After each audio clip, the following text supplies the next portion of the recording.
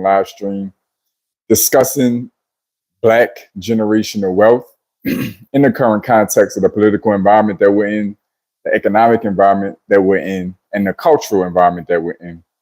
Going to be covering an interesting article that'll kind of kick us off to discuss some of the changes, some of the latest changes around the elimination of DEI in the political sphere and the impact that that's having on particularly Black Americans. And in this case, of this particular article, we're going to cover Black farmers. We're going to talk about some quick statistics around DEI and who it really benefited when it was implemented and in play. We're going to talk about the financial statistics going on for Black Americans at the time of this recording. So we're going to be taking a look, how far off are we from building generational wealth, or at least enough of us, a reasonable amount of us in the community, in the society, from building generational wealth. We're going to look at some financial stats. And then I'm going to also cover what are the common factors and traits in building generational wealth. And we're going to discuss those in context and parallel with the current state of Black America. So a lot of good stuff to cover in this one. The first thing I want to cover is stuck in the thumbnail. I thought was really applicable as something recent that has taken place, in context around the political and systemic portion of that involvement around Black wealth and Black development and economic equity, etc. Very important to have systemic support if wealth is going to persist. So if you don't have the backing of the system, then 9 out of 10 times you're going to have a very difficult time not only creating wealth, but actually passing it down. So the article broke. I ran across it on social media first and thought it was very relevant, so I had it stuck in the thumbnail.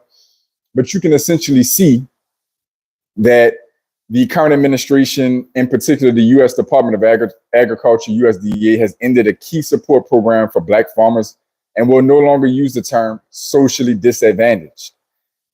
According to Capital B News, the change is a part of a broader shift away from policies that promote diversity, equity, and inclusion under new directives from the current administration. The agency is removing the term socially disadvantaged from its official vocabulary and consequently ending programs that specifically targeted this group. So this action impacts several USDA programs that previously used the socially disadvantaged designation to provide assistance to Black farmers and other minority groups from facing systemic barriers. This program often included financial aid, loans, and other support aimed at addressing historical inequities. The USDA is now revising these policies to remove the focus on specific social groups. So as you can see, it's a little bit of a swim upstream for certain groups of us that are in certain industries that were dependent on the system, the government, to play a big role in the support of creating, healthier levels of equity in the system. The same government, the same system at one point in time in the history of our country was what was used to create and systemize these inequities. So rightfully so, somewhere along the lines is a decision made to say, okay, well, let's see if we can try to make some progress to reverse this and heal this.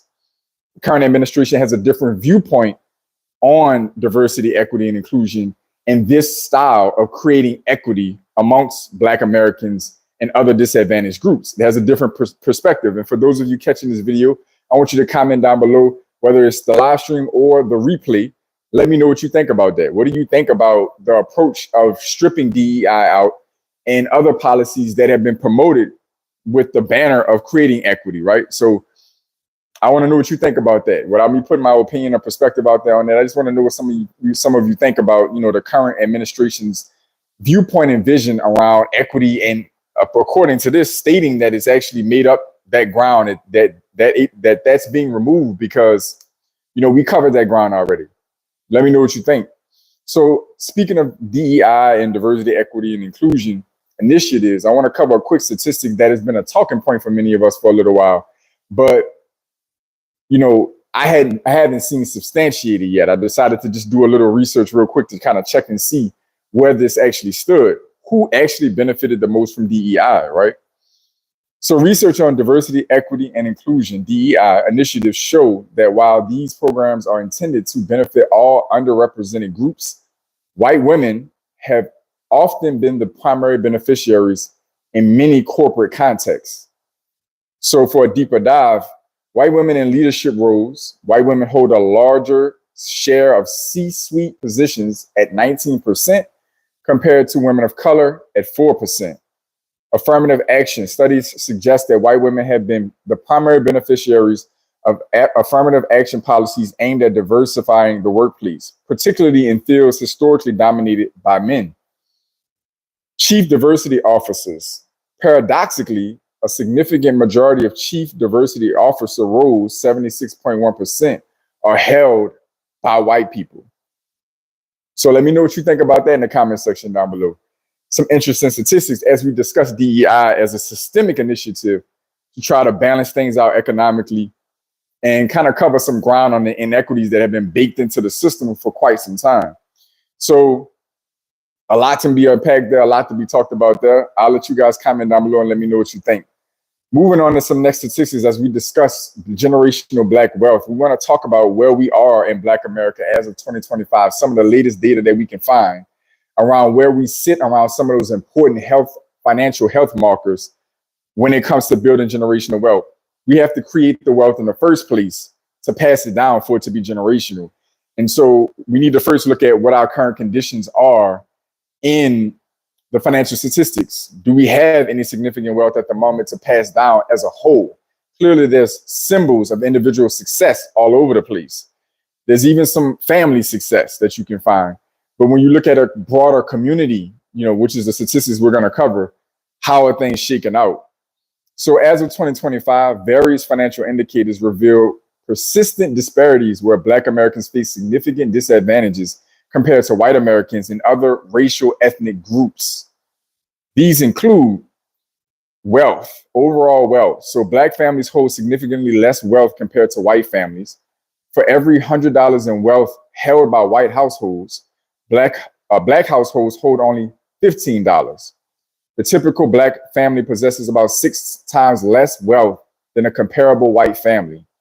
And keep in mind as we read these statistics, it's a constant black and white comparison, but in essence, white Americans in a lot of statistical, scenarios are behind our 8-ball from Asians, from Indians and Asians in this country. So we're talking about white Americans because, we're typically looked at as the foundational groups of the country, right? White and Black Americans typically.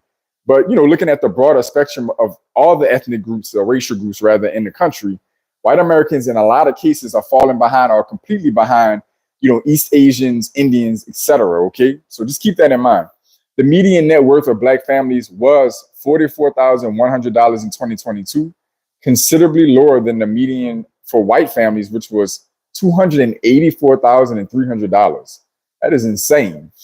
Comment down below and let me know what you think about that statistic in itself. I'm going to read that one again. Median net worth for Black families as of 2022 was $44,100, considerably lower than the median for white families at $284,300. That is crazy.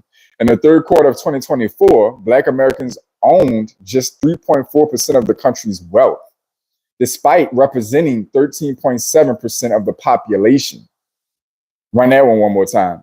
In the third quarter of 2024, which at the time of this recording was only 3 quarters ago, and we're in the third quarter of 2025. So actually, technically, we'll call it going on a year ago.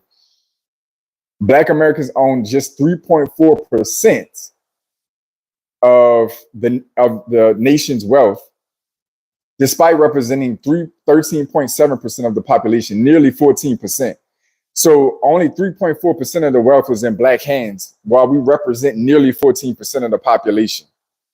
So the next statistic that we are, gonna measure as we talk about generational wealth is income. Listen, we're gonna talk about this in a minute. When you talk about building generational wealth, you have to build up that capital snowball in the first place to deploy it into other financial tool assets for it to grow into, a broader basket of wealth or a broader, brush of wealth that can be passed down in the first place. So that basically means there has to be at some point a significant income brought in, however, that's achieved, the workplace, business ownership, etc. So income is essential. Median income for Black households is notably lower than white households. In 2023, the median income for Black households was $56,490. compared to $84,630 for white households, a 33.3% difference. So literally a full third apart in household income on the annual basis. If anybody wants to stop and think about compounding that for a second, think about compounding that. It's on a yearly basis. So if you have a 30, 40-year work career, and with that, households have a 30 or 40-year span where they have that, they're at that pace in income, then you basically can kind of just snowball this out, right? That's a lot of money over time. Full-time Black workers' median weekly wages are 18.8% lower than those of full-time white workers. Significant statistic, nearly 20%. Poverty rate is the next one. Black Americans are disproportionately affected by poverty. In 2023, 18.5% of Black individuals had incomes below the poverty line, and more than double the rate for non-Hispanic whites at 8.8%. The poverty rate for Black Americans is twice as likely to fall at or below the poverty line than non-Hispanic whites. Okay, the next one, home ownership. Black home ownership rates are significantly lower compared to white Americans. While Black home ownership has saw the largest annual gain in 2023, give a round of applause to that, reaching 44.7%, it remains substantially lower than white Americans at 72.4%, Asians at 63.4%, Hispanics at 51% even home ownership rates. We're going to read that one more time. So basically, you're looking at a scenario where Black home ownership rates being significantly lower than our racial counterparts. We'll read the statistics again. Even though we had our greatest year in annual and home ownership gain, bringing us to 44.7%, it remains substantially lower than white Americans at 72.4%, Asians at 63.4%, Hispanics at 51%. It's insane. Shout out to everybody coming in on the live stream live. Who is this? AI Wilcox. Hello, how you doing? All right. Black households face higher mortgage denial rates and greater reliance on high-cost loans, hindering access to home ownership and long-term wealth building. I covered an entire live stream that touched on this about a week ago. This was enormous. Black households face higher mortgage denial rates and greater reliance on high-cost loans, hindering access to home ownership and long-term wealth building. Why? Because home ownership is one of the most time-tested, proven ways to build wealth in America, period. End of the discussion. So if you have a barrier of entry of even getting in on home ownership, let alone sustaining it long enough for it to create wealth over time, then you're already behind. Retirement savings. This is another huge one. A large majority of Black working age households, 62%, do not own assets in a retirement account. That is crazy, compared to 37% of white households, according to the U.S. Department of Labor. So not far off from double the amount of our working households, working households don't own a single dollar in retirement account assets. And that's versus white Americans. That's insane. We're talking about generational wealth. A lot of us are talking about generational wealth. That has been like a keyword for us for a good stretch of time now, especially in the modern social media era. And the statistics I'm reading off are basic standard financial health. They're not even talking about being wealthy yet. They're just basic functions or basic statistics around financial health. And we are, in this particular case of retirement savings, we are exercising the benefits of tax advantage retirement accounts nearly 50% less than white Americans. Okay, Blacks have less than half of the retirement savings of whites and are more likely to rely on Social Security as a main source of household income, according to TIAA. So I just gave you an entire article to kick this live stream off that discussed how the system has changed its viewpoint on inequities, on economic inequities for Black America, right? That's a really polite way of me saying that the government at the time is looking at it saying, look, y'all are in a pretty good position of the gains that were necessary to make up for what happened in the country's history has been largely reached. We're going to shift our initiatives and focus elsewhere. So many programs that are being cut are the ones we're relying on the most. And this statistic that I just read to you, which I'm going to read one more time, Blacks have less than half the retirement savings of whites and are more likely to rely on Social Security, a government retirement benefit, as their main source of household income at the stage of retirement. So we're not taking advantage of retirement accounts. We're struggling to get in on home ownership. Those are two of the biggest avenues of assets in retirement, in case those of you may not be familiar.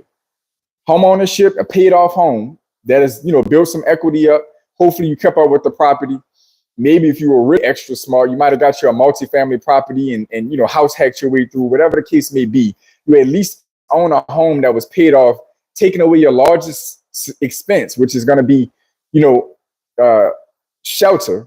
And then you turn around and you have equity there. So you might have 6 figures in equity in that home that you can rely on to tap if need be.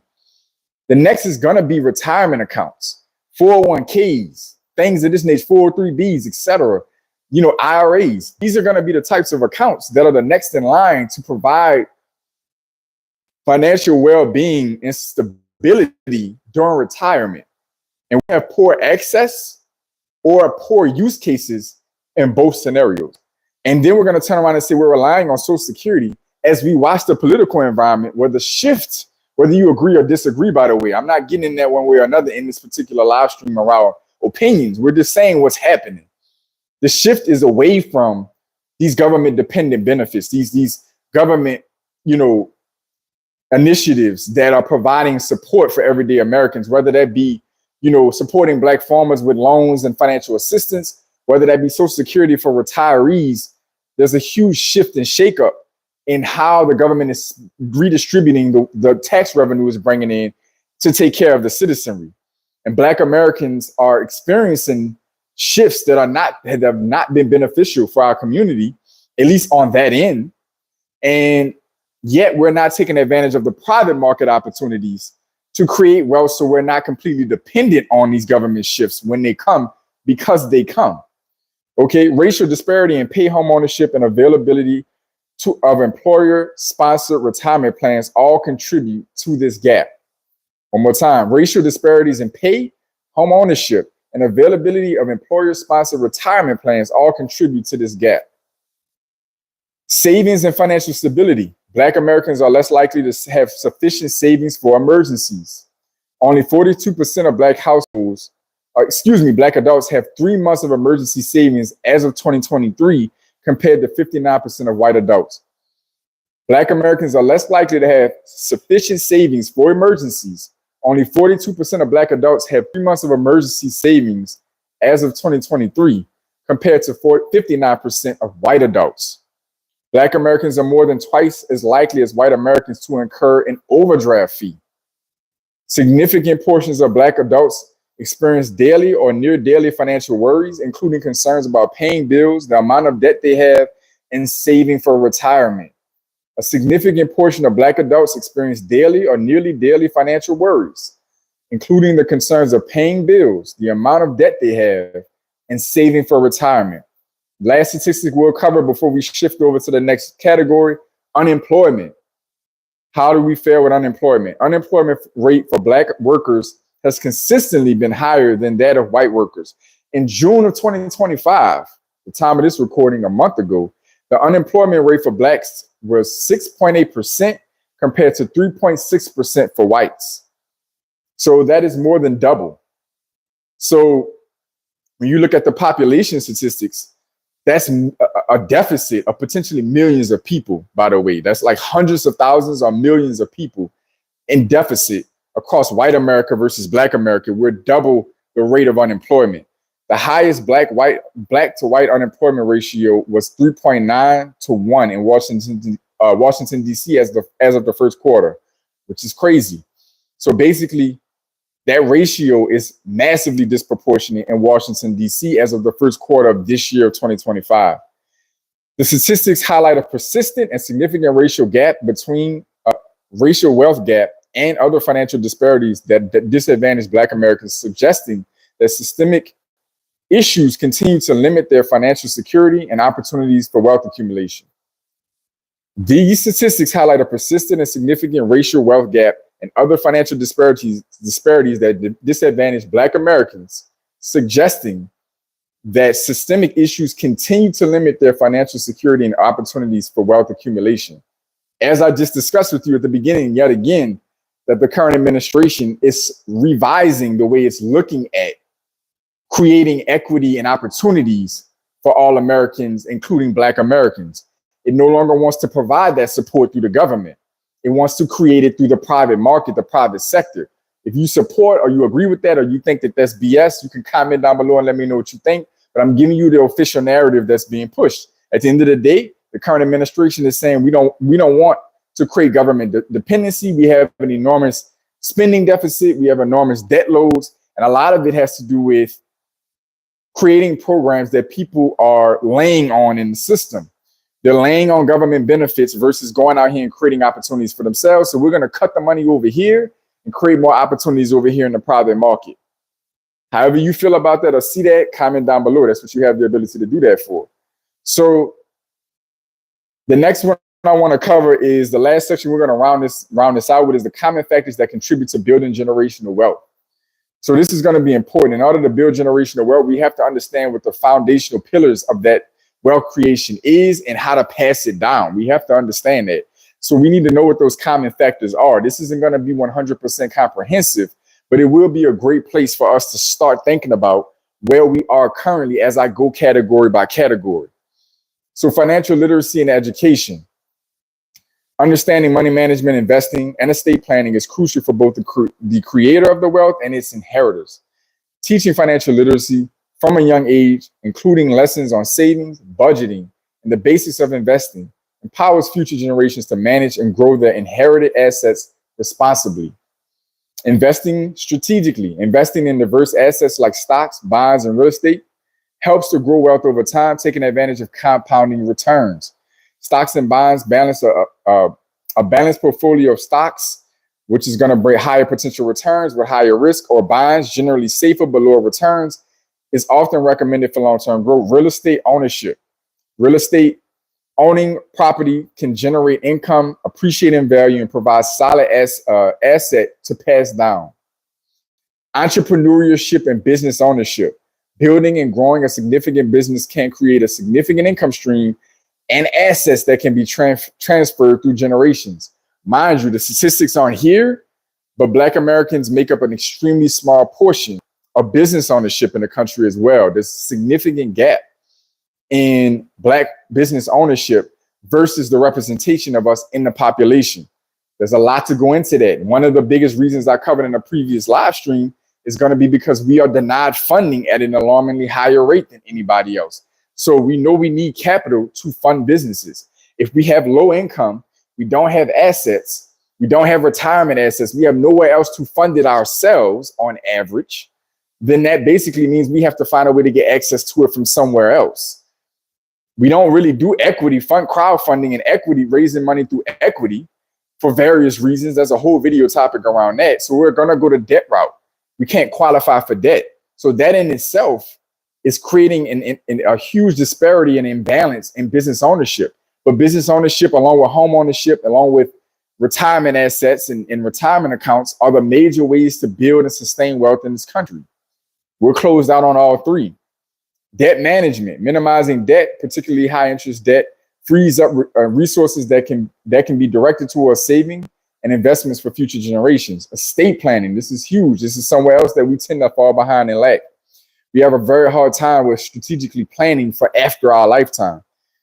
Carefully planning how assets will be distributed after death through wills, trusts, and other legal documents ensures the wealth is protected and passed down according to one's wishes, minimizing taxes and legal complications. Life insurance. We do reasonable with life insurance in our community. It's not as bad as some may think, statistically speaking. And that's with me having a state life insurance license at the time of this recording and being in the industry, in the banking, financial services industry. These are statistics and things that I've seen on a regular basis. We don't do as horrible with life insurance statistically. We're okay with that.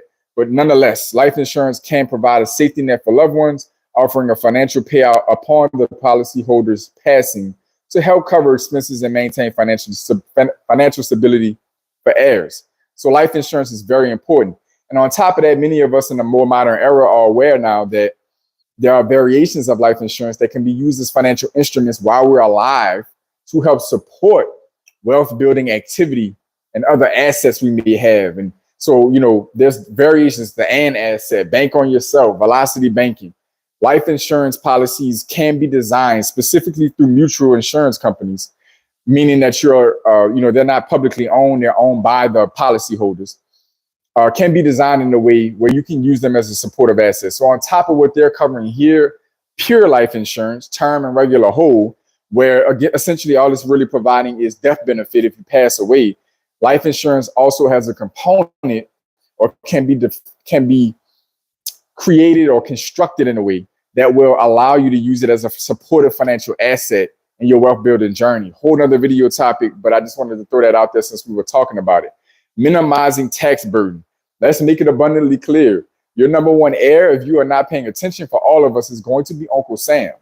If we don't strategically situate our assets and our resources, I can assure you,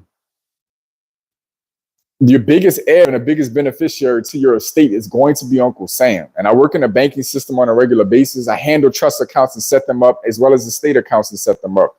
So I also on the other end of that, watch people come in, weeping, fussing, fighting over people's affairs at the bank that have no will in place, no legal documents, no trust, nothing, coming in fighting over the scraps that are left in bank accounts and retirement accounts, etc. I see both sides of the spectrum. Trust me, there's a huge difference in your ability to leave a financial legacy and also leave structure in the family, right? Integrity and structure in the family, in your heirs, remaining heirs, family structure, by having these things organized so they're not fighting over what you leave behind. And I watch it on the daily basis in the banking system. It gets really ugly. And I've seen it go really smooth for people who have these things organized and in place. So anyway, minimizing the tax burden. Strategic tax planning throughout one's lifetime and beyond can reduce the amount of wealth lost to taxes. This can involve using tax advantage accounts, aka retirement accounts like IRAs, considering strategies like gifting and to minimize estate taxes.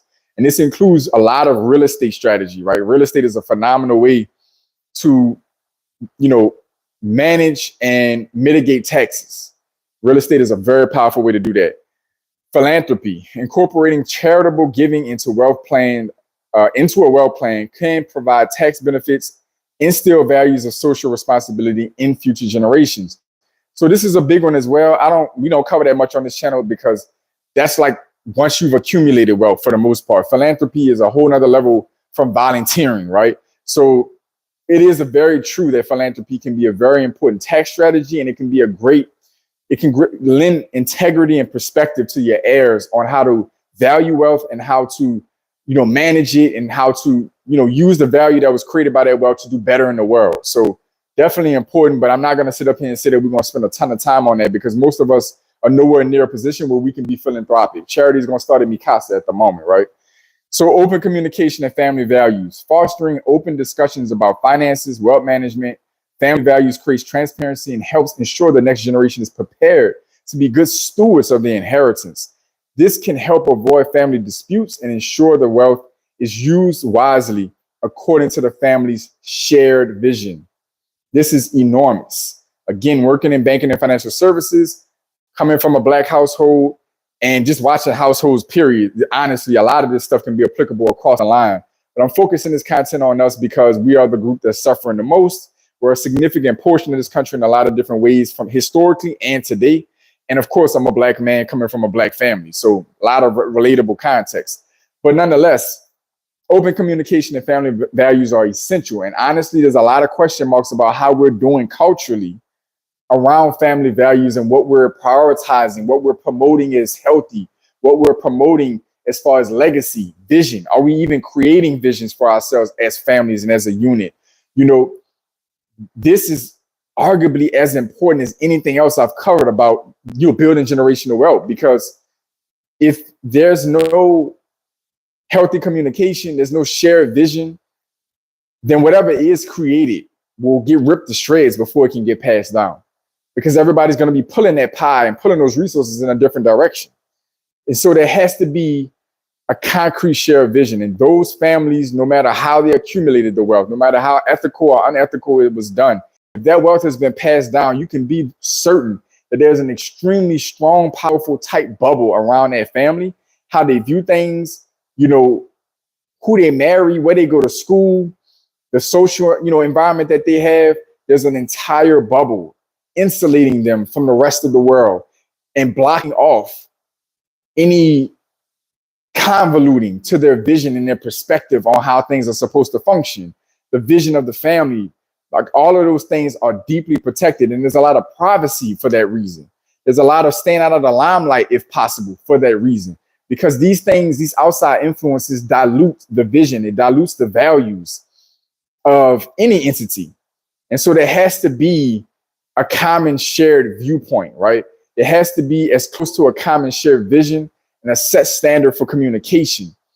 And so this is important. And this is something that honestly, I think fundamentally is crushing Black society the most right now, is we don't individually have strong views and visions and values in place.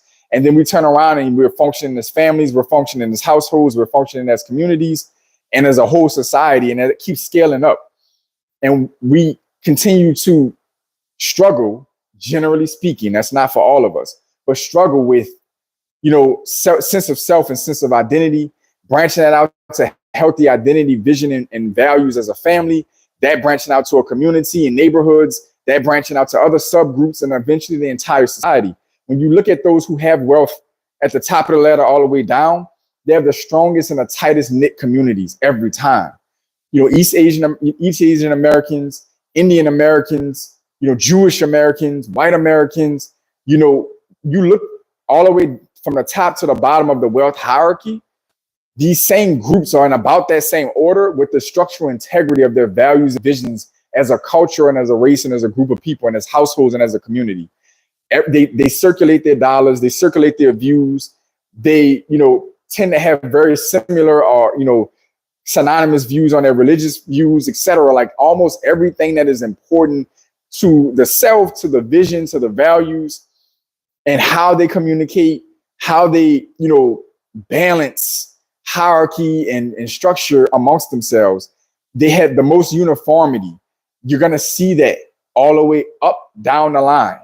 And so it's very important for us to understand, as much as the monetary components and the financial components and the asset components, statistics around this financial, we have to keep in mind that all of this is only held up and held together by values, by vision, by a sense of oneness. If we don't have that, then it doesn't matter how successful we individually become, because there's a ton of that in our community, in our society. There's a ton of athletes, entertainers, business moguls, politicians nowadays that are doing very well. There's some families, but there's not much in the way of broad scale whole communities. And it's definitely, as a broader society, I've already went over the statistics. It's not even close. It's not even close. The vast majority of us are doing mid to terrible financially right now. And so closing this out, I would say that we have to assess everything that I've just gone over. The political and economic environment that we're in is difficult. The DEI changes. I also threw in the title and have been covering in previous live streams, the banking crisis, the Black banking crisis. There's like 20-ish Black banks and credit unions left in the country right now. Yes, we have general access to all financial institutions in the modern times, which is great, and I advocate for. But there's something different about having these same institutions within your community, for your community, by your community. And every other group that's doing well in this country has that. Their own lawyers, their own banking institutions, their own healthcare options, and, you know, as far as medical, you know, they're either highly represented or they completely own and have created those institutions for themselves. Their own grocery stores, dry cleaners, etc. And we struggle in that department, not because we don't want to and not because it's not there for us, but for a various, you know, set of circumstances and other reasons that I want you to comment down below, believe it or not, what you think those reasons are, what from your perspective keeps us from doing better in these environments, external factors and internal factors. We have to remain accountable as well. We know that there's external factors that have contributed and contributing to our inability to create generational wealth on a larger scale as a society, as a Black community and society. but we also have to be very, very accountable. We have to have extreme ownership and understand that there's things that we're doing wrong individually, as households, as parents, as brothers and sisters, as neighborhoods, communities, etc. We're doing certain things wrong. We're missing certain key ingredients. So this economic environment is tough right now. Rates are higher. Inflation is still threatening. The political environment is tough right now. There's a huge shift in the way the political administration, the administration that's in now controlling the politics, is viewing how to create opportunities and create an economic boom for all Americans. There's a different perspective on it that a lot of existing Americans, especially in Black America, us in Black America, are not adjusted to or prepared for. So there is a wealth shift that is happening, and there's one that's still on its way coming. It hasn't hit its pinnacle yet. We're going through an interest rate cycle right now, a debt cycle right now. We're going through a lot of changes. These types of shifts and changes are where wealth creation and wealth transfers are conducted. This is where they happen. And so the statistics we're looking at right now have a potential to get a lot worse, even though home ownership and business ownership statistics have been on a rise for Black America for the last 5-7 years or so. But I don't know how much longer that's going to last, because we're the ones going to get denied the most for loans. We're the most underbanked significantly, as I was mentioning about the lack of Black banks and kind of drifted off topic for a second. But, we struggle to integrate into the mainstream financial system. We're underbanked drastically. And so one of the cures to that, the treatments for that, is to have some of our own banks that can set up institutions, investors, owners, and operators, and set up institutions that will cater to us in the way we need things set up in order to be able to be involved and engage with them at scale, along with integrating into mainstream America in these ways. I'm not denouncing that we, bank and integrate and function with the rest of American society by any means. I'm not on that divisive type of time. But what I am saying is that every other group that's doing well for themselves has their own in the midst of integrating with everybody else.